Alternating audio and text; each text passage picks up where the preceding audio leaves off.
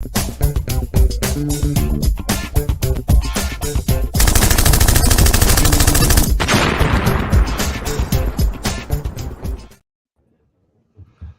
hello and welcome. I'm the Restless Kaiser. And I'm Johnny B. I'm Wally Mike. And I'm Stewart from Warpaint Figures. But together we are modeling for advantage. Isn't that a beautiful sound? And I think there's going to be hardly anyone here tonight from the UK because they're all watching the football. As Gary has said, Gary's watching the football. V1 Res is watching the football. That's going to catch us in a rerun. But Alad probably doesn't watch the football, I'm guessing. Or are you doing both, Alad? Are you twin sticking? Right. Yeah, I got to collide with Gary last weekend. I was just arriving at Kaiser's and he was leaving. It was like, oh, hello. Gary, he needed some bases for something. He emails me and said, he says, have you got 4 of them Warlord 40mm bases? So I'm like, just pick them up, Gary. Just come by and get some. Then he gets here and I give him the 4 round bases. He's like, no, I meant the sheets of the square bases. Like, that's a lot more than 4. But yes, I do. Sorted him out. Yeah. So that's the Lazy Pirate Painting is also here and not watching the football. I cannot promise a superior viewing experience unless you really don't like football. But we're going to do our best to keep you entertained. So hobbying tonight then. I am going to be putting some bronze green on yet more of my Clash of Steel Britishers. Johnny, you doing any hobbying tonight? I'm going to give it a go. I've not really done much in a while, but I don't know. I might paint a fire dragon or something. Or was that an old vintage Eldar? Yeah. Oh, nice. Will maybe do that. German Grenadiers for bolt action. Some tires today.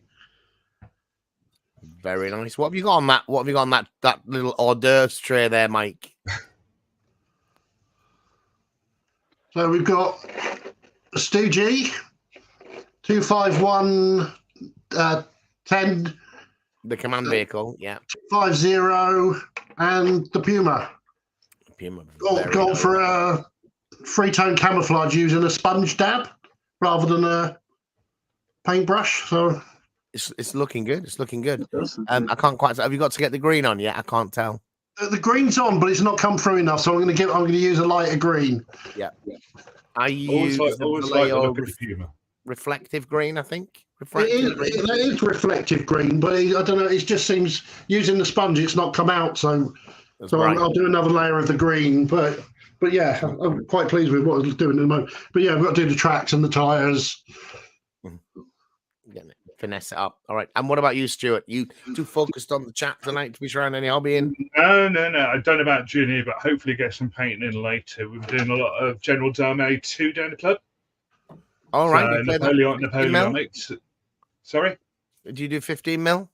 Yeah, 15mm. So I'm just experimenting because I do some 3D printing. So some of Henry Turner's stuff into 15mm and paint those up. And about Essex size, so quite nice. I always like the Essex figures. Right. So they're almost finished. So I'm mainly using speed paints, which is cool. I have very fond memories of Essex Napoleonics that they were just a lot better than the minifigs figures that we'd used for years beforehand. Yeah, there's probably now there's hundreds of alternatives. But back then, it was minifigs, and then the Essex was like, oh, these are a lot nicer. They were a little chubby, but they were gorgeous. It's a bit like Dixon in ACW. Yeah, you know, the bit bug eyed sometimes actually 25, but they're lovely to paint, and that's what I grew up on painting. So. Very nice. Well, Stuart, why don't we start? Why don't you tell the beautiful folks at home who you are and what it is that you do?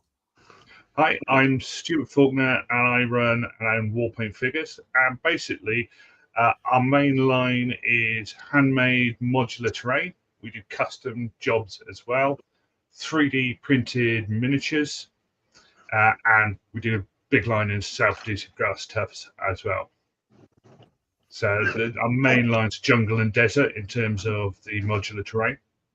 And people can find you at the website. Yeah, warpaintfigures.com. Warpaintfigures.com. There you go. All right. So what we're going to do tonight, for those of you that seen, I did do a short review because we bumped into Stewart at Warpaint a few photographs before. So that is a very youthful, woolly mite. Circa, is that Mike? 1994. Yeah. 1994. That is it before the Blair government. The future was rosy and yet to come.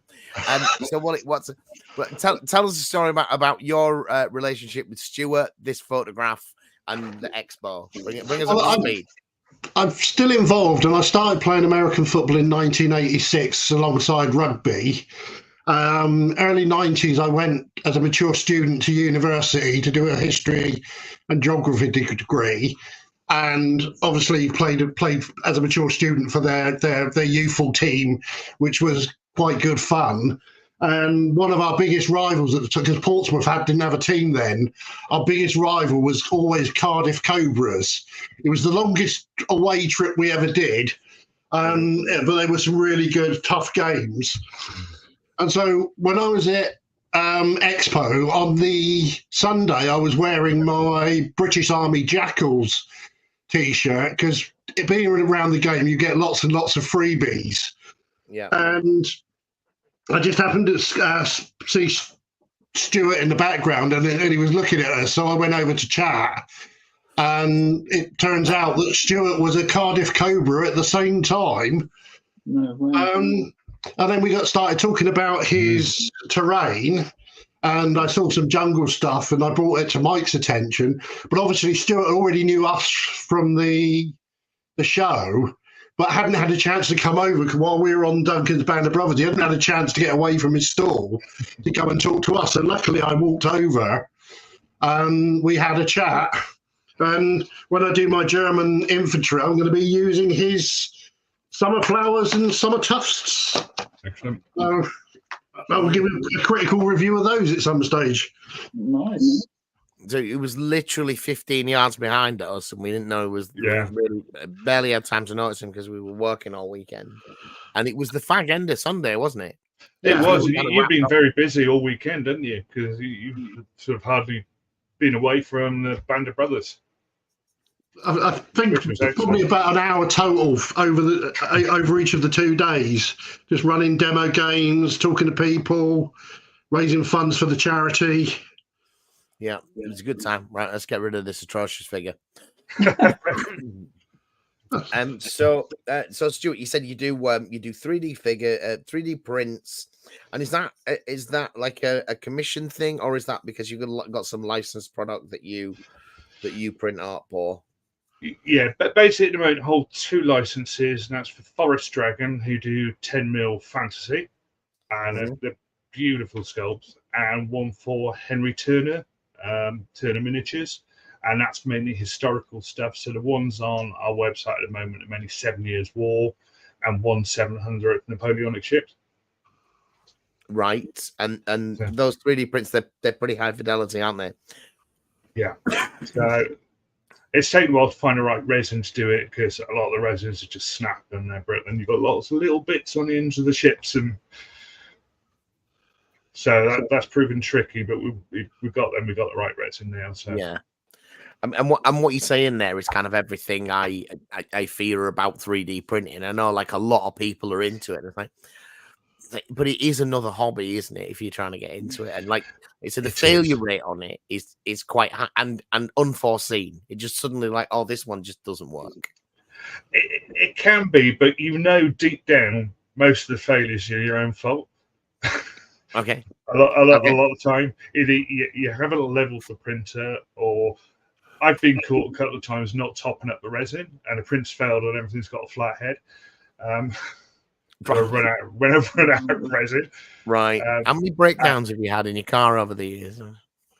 Plenty. I don't talk about my car. It's making horrible noises at the moment. It's going in on Friday. CV joint's gone on it. So that's not going to be open while it's surgery. But no, the amount of failures I get now is a lot less than I used to. Yeah. Because I know the settings and I know my printers. One of my printers is just bulletproof. The other one has a bit of temperament occasionally. Right. Right. It's how you arrange them when you use what's called the slicer to arrange them to go through the printer. And you get used to it in the right settings, so and it don't overcrowd the plate. Really, when you do it, and the great thing is when you do them, and I think people don't cure them enough. They say 3-4 minutes. Half my prints I cure for nearly an hour. Right. And that's partially down to the resin I use as well. And they're really good. They're tough. They're flexible. Yeah. Because I just started it for myself originally. Because I wanted to get back into War Master. Right, that's what when you're talking about 10mm fancy. There's a few that's people right. doing that. We bumped into a guy at Bedford, I think, War Game Show that was doing some micro stuff. Right. Yeah. Alan, my only interest in football is if England comes second, I get 40 quid. Oh, for the office Euro draw. I never get involved in that. Gambling is a sin, Alan. You should know better. Liz Point, I'm doing my Warlord Perry's American War of Independence for sharp practice. Who cares about football when you can be painting office sweepstakes are not gambling. When I worked for the government, somebody came in and said that we couldn't do them, but sweepstakes aren't gambling because there's no odds involved. It's a raffle. It's a raffle. Sounds legit. Yeah. There's always someone, isn't there? Yeah, pedant spoiling my fun. Yeah. All right. Stewart, do you want to bring up some pictures then of the stuff that you do, and you can talk us through it? There we go. Can you see that? Well, let's get that on. Boom. So that's our jungle train. Every year there's the Bolt Action Welsh Nationals, and Reefs from South Wales Warlords always asked me to do a couple of tables, and that's the jungle one I did this year. And that's pretty much got a whole range on it. So you can see the core sets and the scatter and the bamboo and the defenses. And that's a little couple of specials I did for them. Give some height in there. And some close-ups there, you can see. When you say give some height, though, there is height to your stuff, isn't it? Because this is one of the things I've seen quite a few people do, like jungle scenery in this style, but it's usually flat, and that I don't like that, and it doesn't give you the height you need to hide vehicles and things like that. No, there is a little bit of height. They're probably about between 1 and 2 centimeters in height, something like that. I think that'd be about right, wouldn't it? Yeah. Because we just texted them up. I think that was partly so I got something to put the mounts for the foliage in. To be quite honest, and it's worked out really nice. But yeah, obviously there's a lot of inspiration for this comes from Mal, a terrain shooter, and also there's also a guy Wylock's Armory. If you've ever seen him, I sort of took a couple of bits from both of them and put it together, but it took me about sort of a year to develop in total. Let's see. Oops, wrong way. There we go. And that's one of the large pieces we do. You're saying, do we do large? And that has trees in it as well. It's the only thing you've got to put together yourself, and that's put the trees in. Where I pre-drill them, put a little cocktail stick in, and you just glue them in yourself. Mainly because we ship a lot across to America and Canada and Australia. They wouldn't survive in the post. No, they didn't. And a customer actually suggested that. It was far too simple for me to think of. It's a bit like the sandpaper on one side of the matchbox, isn't it? Right. Yeah. So you mentioned this. If we go back to the big box, I mean, obviously one of the big the principal questions people have about stuff like this is cost. And I understand people look at this and say, well, look, I could go down to B&M and spend £2 or whatever and get this stuff. And that, well, there's a bit more to it than that, but also there's a lot of labor goes into this, right? Yeah, there is. It's obviously I got the process down a bit now, but it takes 4 to 6 days at least to actually finish it off because you've got the whole drying and you've got to make sure it's properly cured. Obviously, and then you've got the texturing on the top so you can see it. Yeah, so it's got quite a lot in it. A lot went into it to develop it, and I admire people. Don't get me wrong, I admire people who make their own terrain. I really do, and if they do it, great. But it's one of those things: you spend time or you spend money. Yes, yes. If Yeah, and I think you can see from people like Gale Force 9 with their Battlefield in a Box stuff is that most people appreciate they're going to have to paint their own figures, and that's your army, and that's what you're invested in.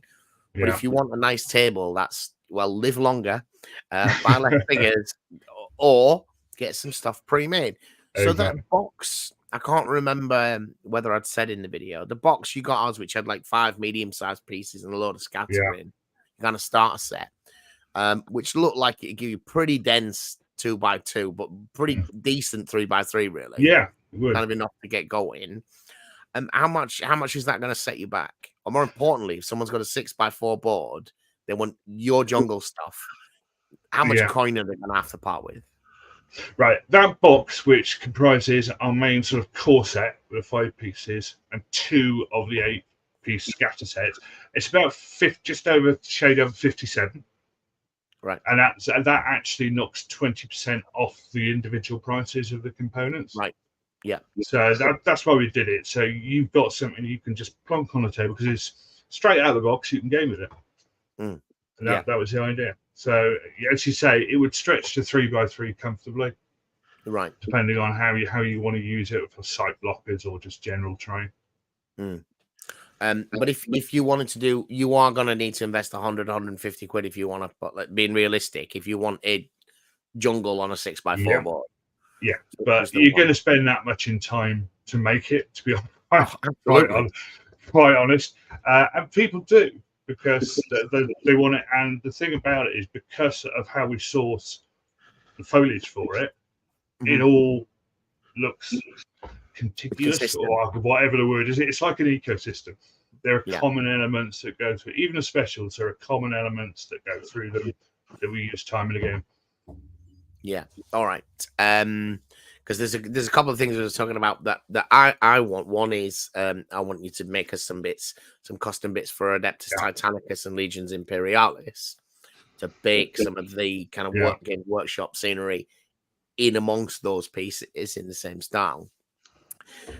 The other is I want a South American temple. Well, that's the easiest way to do that. Is 3D printed it. I was going to say you're a 3D printing guy, right? We can talk about this. Yeah, as long as that. I mean, I keep it legal. I've got to have the license to do it if it's someone else's, obviously. Because I'm not a designer. I can know what I want in my head, and my drawings. I'm not the best artist, but they function for what I can understand.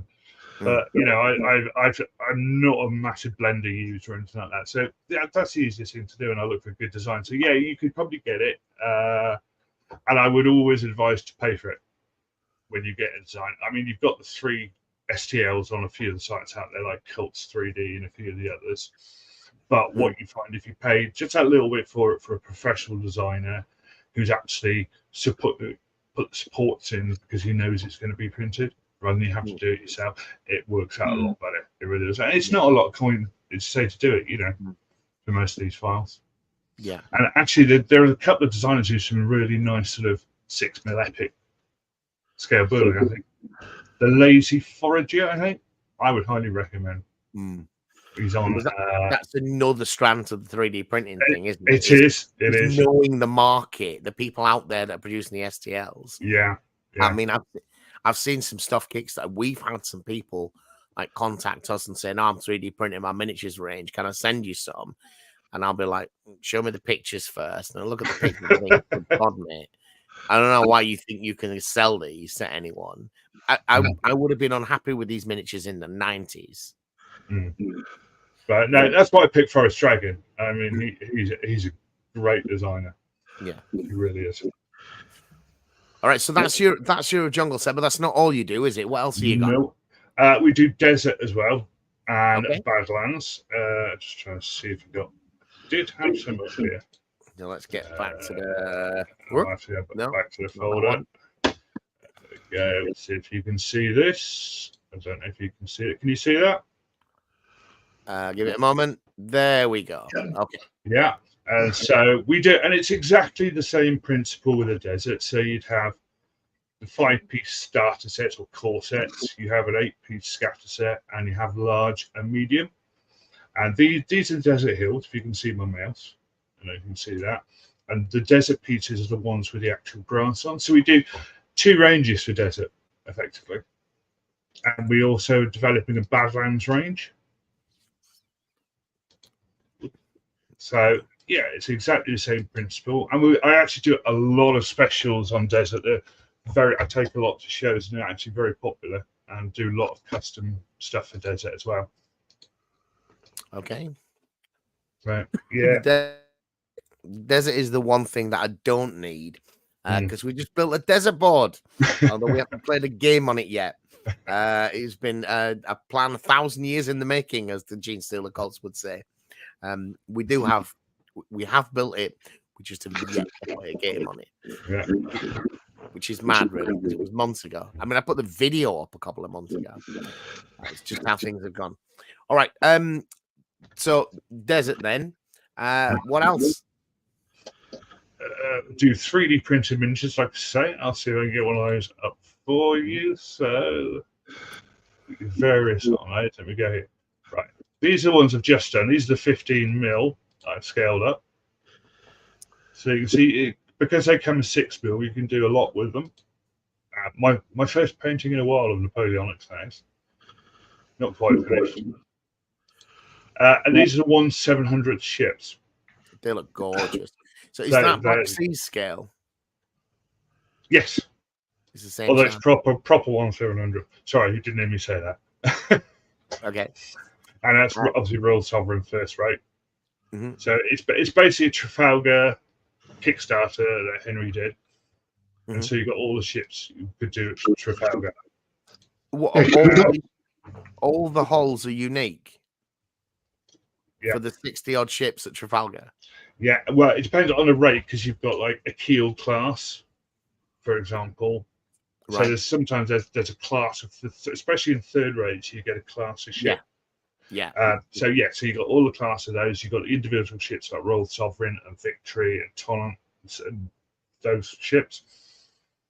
So and you can mix and match. Well, what happens usually is I get customers actually email me and say, I don't want exactly what's on your website. Can you do me this combination? Right. And I'll put a custom order together for them. And even if I haven't actually got the range on the website, for example, Franco-Prussian War lately, then customers who know me will just email me and say, can you get the file and can you do me this? Yeah. And so you're open to those kind of conversations? Absolutely. So you've got a 7 Years' War, those Austrian Grenadiers in 10mm. Mm-hmm. In those lovely miters. Yeah, I know, they're lovely. They're painted lovely. I haven't quite finished the ones because I'm a bit behind on my display painting, unfortunately. And those are dire elves. They're not dark elves. You'd be a fool and communist to call them that. Right. And they're based in the War Master style. Yeah, that's right. Yeah, absolutely. Yeah, absolutely. You can have them if you want. Like I say, they'll be going on the website as individual figures as well. And I'm actually having a look at. Let me get them up. Got them here. Have I got them? Yeah. I'm actually having a look at doing them. They want to do it. He doesn't want to go there. No, let's try the other one. There we go. That's 15mm. So this is scaled up to 15mm. Right. And they're quite cool. They are very classic looking orc figures, aren't they? Yeah. There we go. And what sort of a surrogate for Graveguard. Right. Yeah. So so on a historical range, we're going to be eventually having everything on the website that Henry does, obviously, but it takes a little bit of time, especially with all the different combinations. At the moment, the 7 Years will come in strips, but you can order them singly if you want. I've had people with custom orders wanting 24 or 36, but they come in a pack of 40 for $6.99, which is pretty kind of fit people's own basing styles. Yeah. And whatever rules are doing. Those ship Stewarts, they were just hulls. What about the mast and sails? Yeah, you get the sails with them. When you order a ship site, you get the appropriate sails with a first, second, or third rate. Let's see if I can get them up.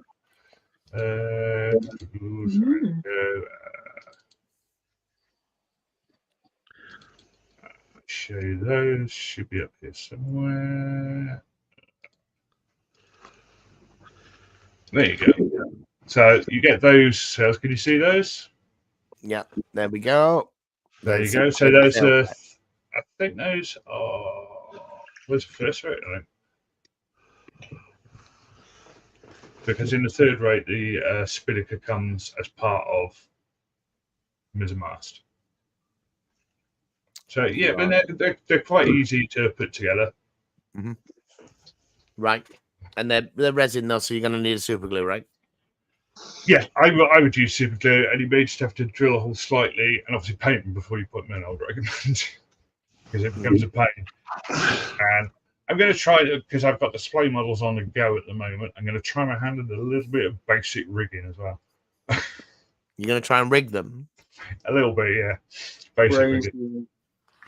Yeah, I mean, when you see those tall ships painted up and properly rigged by someone who's got the time, the patience, and the micro skills, they do look gorgeous. Oh, but it is a hell of a lot of work. There's a guy in our club called Pete. He's got 1/1200th Napoleonics, and they're fully rigged. It's just that sort of person. He just likes to do that sort of thing. There's a lot of rope on a ship. There is a lot of rope. That's a huge amount. Yeah. Everywhere.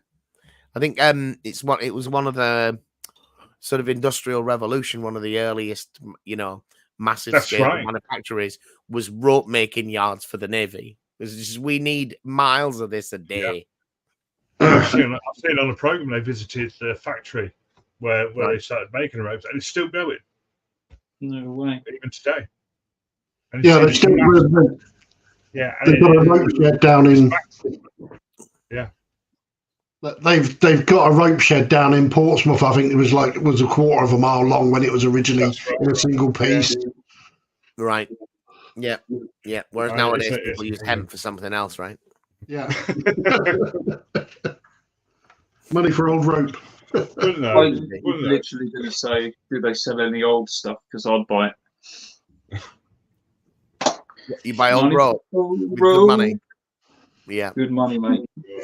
Johnny B, I don't know if you know, is back in the old Victorian workhouse days, all of the sort of like broken ropes and that, they used to send them to the poorhouses, and the people in the poorhouses would stretch them out and unravel them to get back to the original fibres, so they could be sent back to the rope house to make new rope. Really? That's where the actual phrase comes from, is that even the old fibres. Right. Well, didn't know that. There you go. Learn something new every day. Sometimes. And like most of those things, it's probably apocryphal, but it's a good story. So what's in development then, Stewart? If I look at your something, this is nice. What can we expect to see over the next 12 months? Well, I think you saw them at Expo. The main thing I'm going to be focused on is our new flexible roads. Flexible roads? Yeah, so these are ones you could use, and basically you could twist them around your hand, and they're not going to crack. They're not going to flake off. Mm-hmm. So they're going to be very hard wearing and flexible terrain. So it's based on like 2mm rubber. Mm-hmm.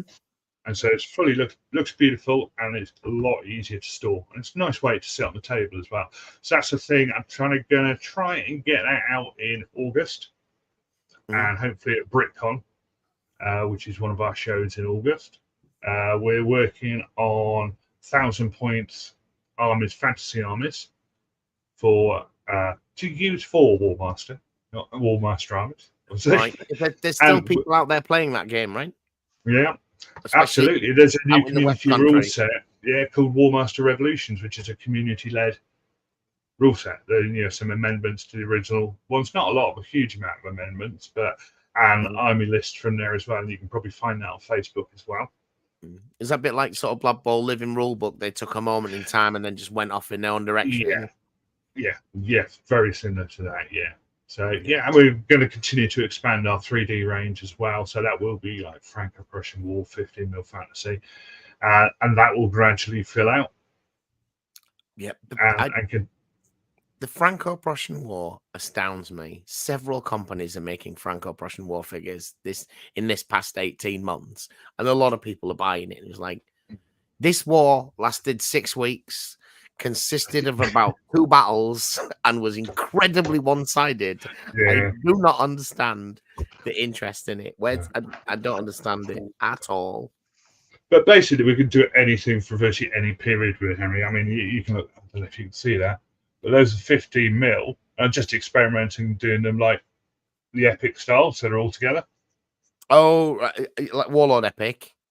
Yeah, so they look really nice like that, and they're easy to paint as well. So, you know, I experiment with stuff all the time, and we've got a range, some bushes coming out as well. And then some of those will have flowers on as well. So as a scatter set again, so it's something you can just pick up and go. Right.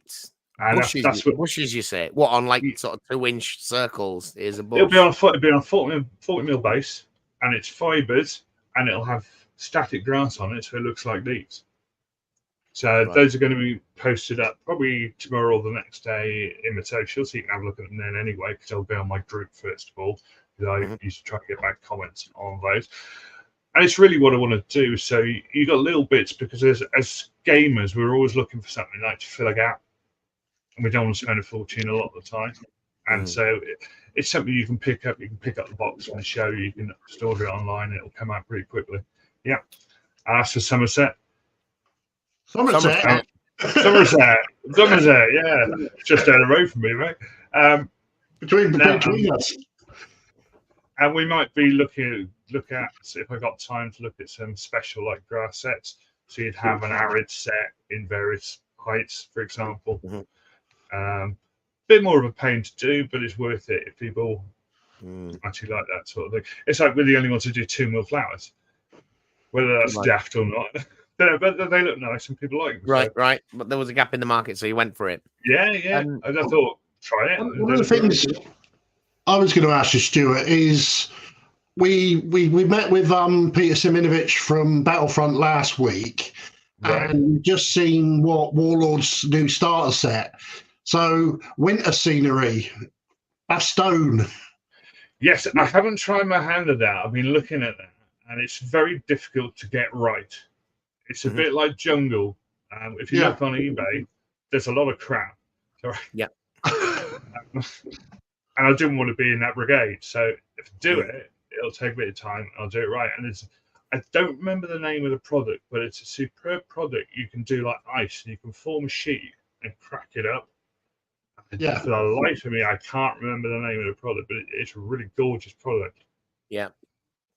So you could do, because in the flexible roads we're going to be doing rivers, so you could do that. It would be a bit stiffer because you don't want it too flexible, because that would ruin it. So you could do ice rivers and things like that, and pools and ponds with them as well. I just foresee myself doing a Bastogne army with the new winter paras and winter falmouth. Yeah, you go. But and that's what's going to be in the Warlord starter set as well, Wooly. The new bot. That's what I mean. Yeah. No, because you mentioned when we were talking to Peter Siminovich, and they were talking about Bastogne. Yeah, there's Bastognes in everybody's futures. Everybody's future. Yeah. I think a lot of people are looking forward to Bolt Action 3 with trepidation. Yeah, just wait. So I don't know if you've been following the kind of Facebook and Reddit stuff. But a little bit, yeah. On that launch box there's a unit card for the Greyhound in the box, and you can see some stats on the unit card, and there's a lot of talk about it. I haven't noticed that. I will be looking now. No, because you can't read it in the normal one, but if you zoom right in, you can see very pixelated stats. Interesting company, Warlord. Now, what? Always have been. I got a lot of admiration for John Staller, because I know him from old. He used to be my CEO in the Seal Knot in Gilbert Horton. I saw him a couple of weekends ago at a friend's wedding. I saw a load of Seal Knot guys I haven't seen for like 30 years. Right. And my mate's Reading. So, and speaking to the Warlord guys, you know, he interviews everyone who starts at the company, from the lowest to the highest. You know, and on their birthday, they get invited to his office for a buffet. Wow. You know, he's a very nice guy. Yeah. So, and to be fair, normally when we interview Stallard, it's at the end of Warlord Day, and everybody's knackered. He's usually like eating something, you know. He's finally got to sort of sit down or whatever, and then we turn up with the camera and say, "Right, can we have an hour of your time now, please?" Yeah, we need to come up with a better solution than that, I think, actually, because we did visit them not on Warlord Day once. I think that's probably the way to go. We were looking to do that again, weren't we? I think that was in the pipeline with. Yeah, that's Dr. Austin. But I don't know how much he'll say before the bolt action launch. The problem with that stuff like that is about picking the time. One of the great things about Peter Siminovich is because he's only in the UK for a couple of weeks a year. Is when he sits down with us for that interview, which you're going to see quite soon. It's recorded, it's edited, it's with, it's back for those that are interested. It's back with Battlefront Flames of War for them to have a look at it. Because sometimes when you sit down with the CEOs, they will say things that they really ought to say, and to reassure them that we're not going to publish something that they're going to regret. You know, because it's probably similar things yourself, Stuart. You were talking about like, I want to have this stuff done by August, but that doesn't mean it's going to happen in August, right? And it might. I don't know what you mean. So as much as they sit down with us and they talk, and he's very frank and open about dates and things like that, I do have to send it back to them and just say, look, you guys look at this, make sure you're okay, because the last thing I want is for him to regret having said something and then not interview us again, because he gives out loads of information about their releases, but there is that risk sometimes that they'll say something that's not coming out for 5 years and they've forgotten. It's something you don't have to do, but it's something that's right to do.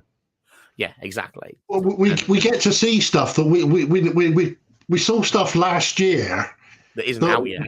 That we can now talk about, and there's still stuff we can't talk about that we saw last year, and you know some of the stuff that we saw this time. There is, if anybody else is interested in Flames of War Team Yankee, there is some fantastic stuff on the table that's coming our way. Most of which he does talk about in the interview. Yeah. Sorry. So in Bolt Action 3.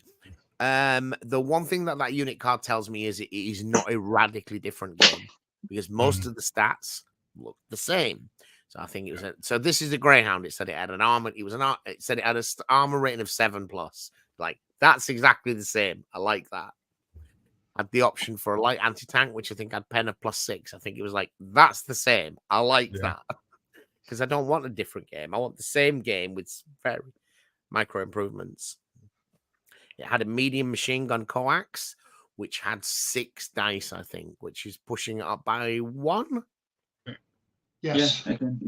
But more interesting for you Americans out there, American players, is it had a heavy machine gun as rated for 6 dice as well.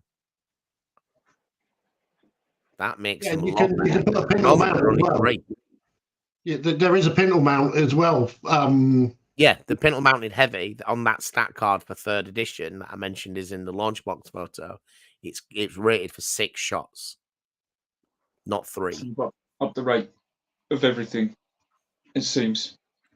That's good. Every machine gun with 6 shots. So you're going to snap off 30 cal, get your 50 cal out. It could of course be a typo, or it could be like a deliberately misleading thing. But it was reassuring to see this stat card had very recognizable stats. So what we know for near certain is that it isn't a radically different game. Yeah, it's good, because I like the game. I don't want them to change it a lot. There is an index this time. Yes, they made a thing about there being an index as well, which is good. Yeah. So, Stuart, in terms of if people want to get your stuff, obviously they can get in touch. They can email you. They can check out the website. But you're quite like a lot of kind of scenery sellers and new companies. You're quite active on the shows.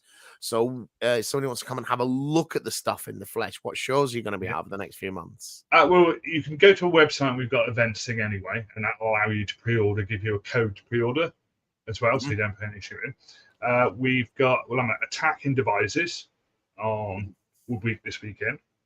Then I'm at Thornbury in Bristol, which is a small sort of modelling wargame show beginning of August. And then we've got BritCon in the middle of August. He says, trying to remember the dates offhand. Where's BritCon? BritCon is not. I'll just go on our website, actually. No, where is it? Oh, BritCon is Nottingham. That's a Nottingham one. And yes, that's 9th to 11th of August. 9th to the 11th. Yeah. Nottingham. What do you think, Wooly? Doable. Doable. 9th to the 11th. I'll think about that one. Because we've not actually got a show booked in that we're going to this summer, have we? No. Well, I'm free that weekend. 9th to the 11th. I'll have a think. All right. I guess those. Go on. Sorry, and then we got Colours over in Newbury, and Warfare, which is one of my favourite shows. Which is the one? Is it Eastleigh? It's Farnborough International Conference Centre, right next to the little private airport. I started going there when they were in Ascot for the 1 year. Yeah. And they treated me really well, fitted me in, and it's been great. I do a lot of donation to the competitions, and I'm hoping if I can get hold of them, might be able to sponsor like the War Master competition.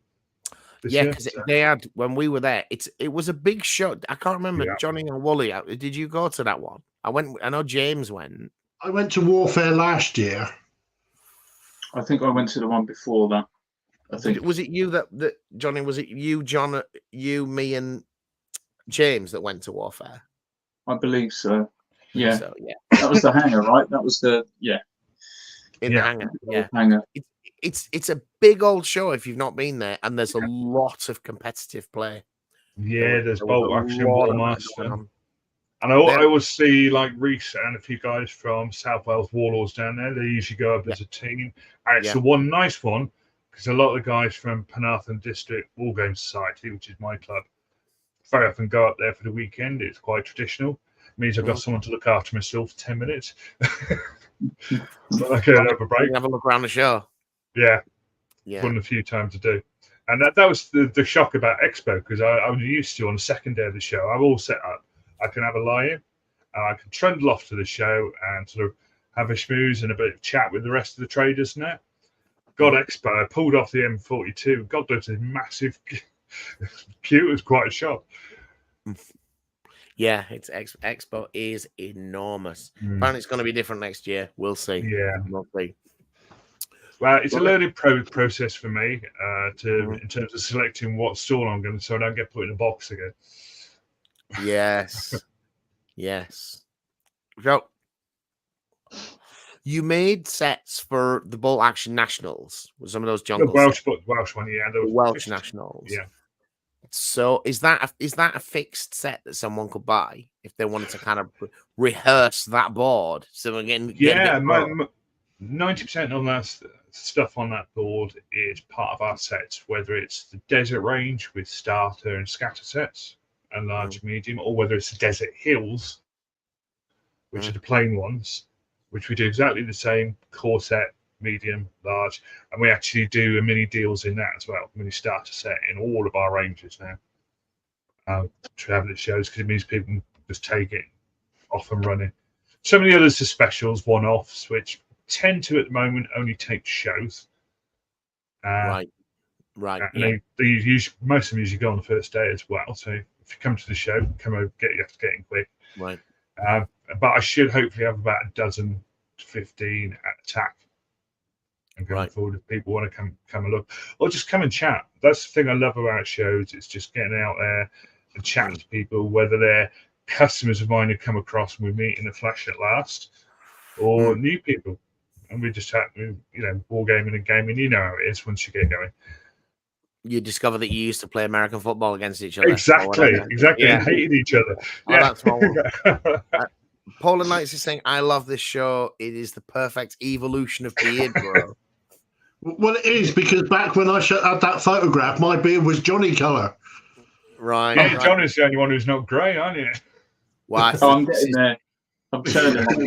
Good looks. Nick Games has joined us at the fag end of the show. I'll be at the Thornbury one as it's my local show.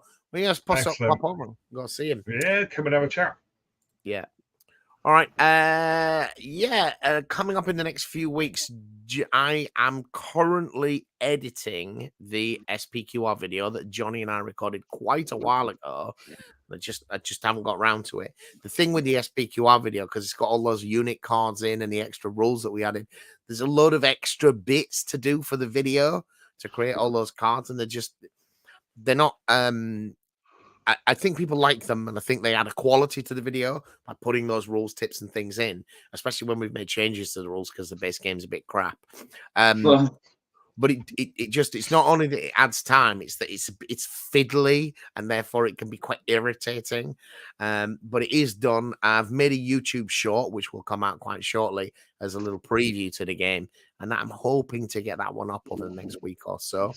Wooly and I have played Achtung Panzer. We started a campaign. So we've got that video. And while we were at Battlefront HQ in Nottingham the other week, we played Clash of Steel with one of the guys there. Which one was it, Mike? Do you remember? Chris. Was it Chris?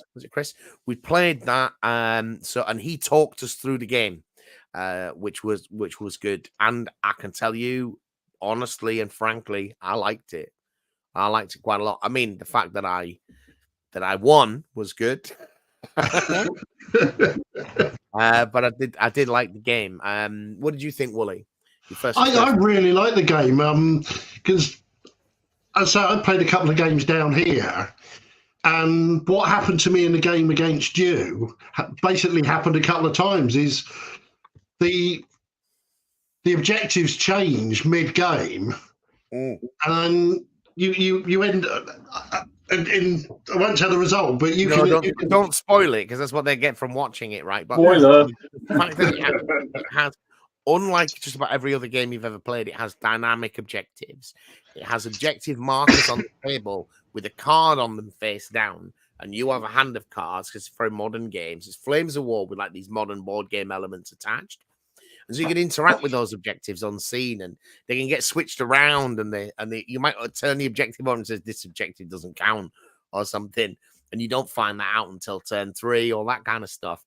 And it really mixed up the game like quite a lot, which was great because it made the game felt really modern in that respect and really fluid, and that you needed to be playing for all 3 objectives. And the biggest problem with any war game is in a war game that doesn't have dispersed objectives is you just concentrate all your figures in one place and all your firepower, and there's no tactics there. There's no player choice about dispersal of forces. And this game says you need to consider playing for all 3 because they might not be what you think they are. And also, as you say, you get a hand of cards that's got cards that are good for you. Like I got one that said for this round you double the number of shots each tank shot. You know, if you've got low rate of fire tanks. Then there was another card I think Mike played where he could re-roll all of his dice. And then there's the ubiquitous counter any card that the opponent plays. Yeah. No, it brought a lot to the game. It made it very gamey, but it's playing with science fiction tanks mostly that never were in a fake setting with plastic tank models and no infantry. It's like this is a game. It's not a historical simulation. It's a game, and it could really pour those gamey elements into it. But it also made some changes to the Flames of War rules a little bit about like move the bailed out checks or the remount to the end of the turn. So if you bail someone out, they definitely miss a go.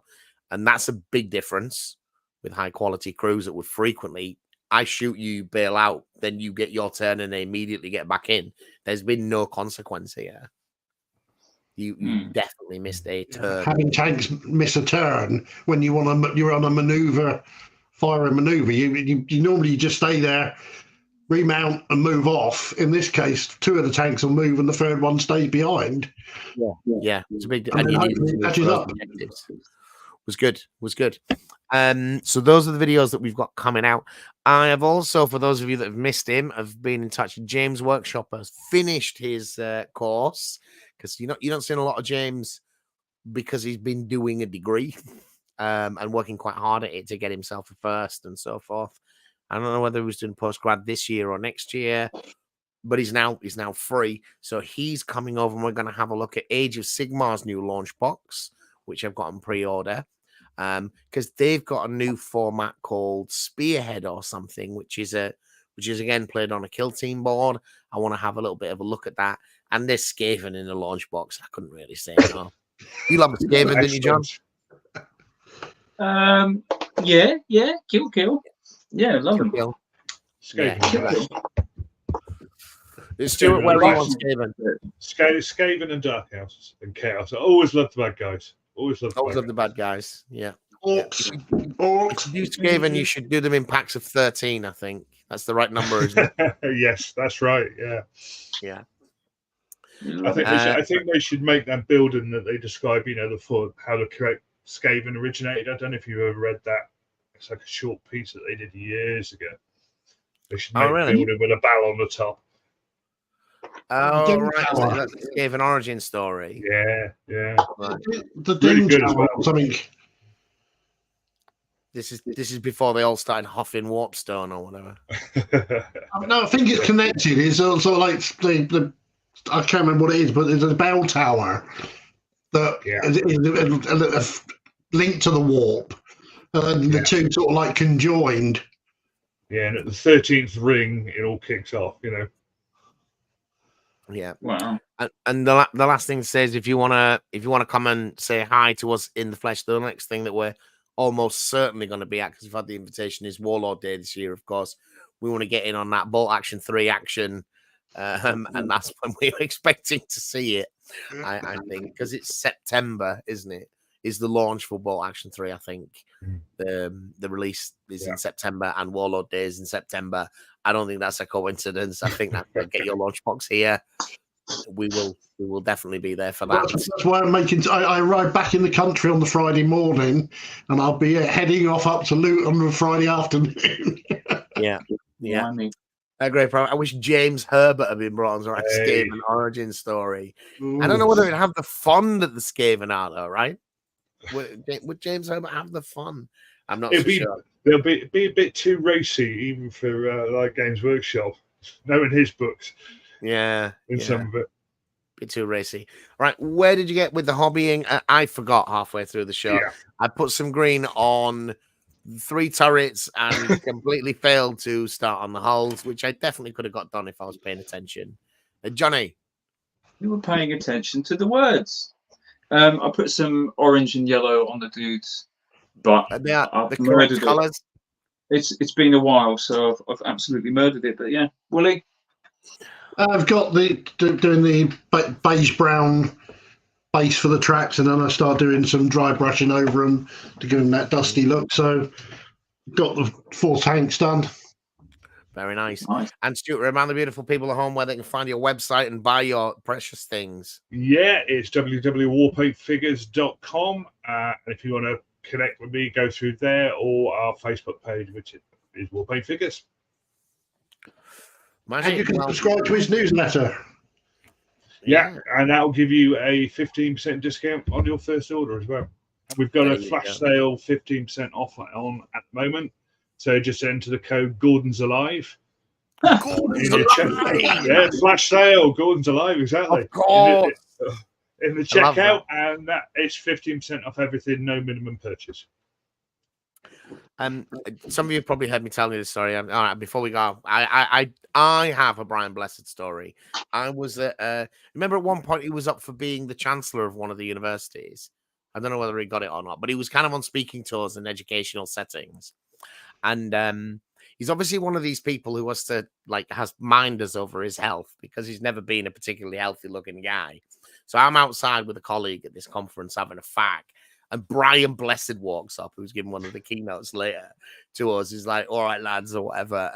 tells us he's not really allowed to. Can he scab a fag? It's like, this is fucking Brian Blessed, mate. Take the bucket, whatever you need, you know. So Sansa does, he has a bit of a smoke, talks about what the thing that he's doing or whatever briefly. But then as he turns to go, he grabs each of us by the shoulder as we stood side by side, looks us in the eye and says, Gordon's alive! Like, yes! Brilliant. Yes, you knew in your soul that is what I needed from you. Got my own personal Brian Blessed, Gordon's alive. Winner. In a way that only he could do. No. Sorry if I deafened anybody by leaning into the microphone and screaming. Well, you've got to do that for Brian Blessed, haven't you? I think so, yeah. All right, folks, that is us for this week. We'll be back in a fortnight's time. Probably. You should hopefully start seeing a bit more. Oh, yeah, no, in 2 weeks' time, we got Harry from Fog of War coming on. I knew I'd book somebody in as I come to look.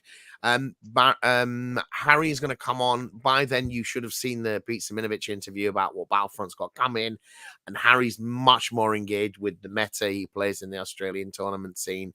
So he's going to come and talk a little, sort of digest through that, what he thinks it means, talk a bit about dynamic points for Team Yankee and so forth. So for those of you that enjoy the Battlefront sort of fat stable of games, Harry is a good person to talk to and is a jolly decent bloke.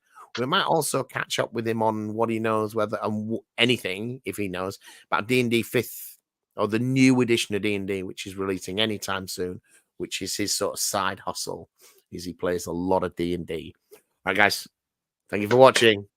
Bye-bye. Bye.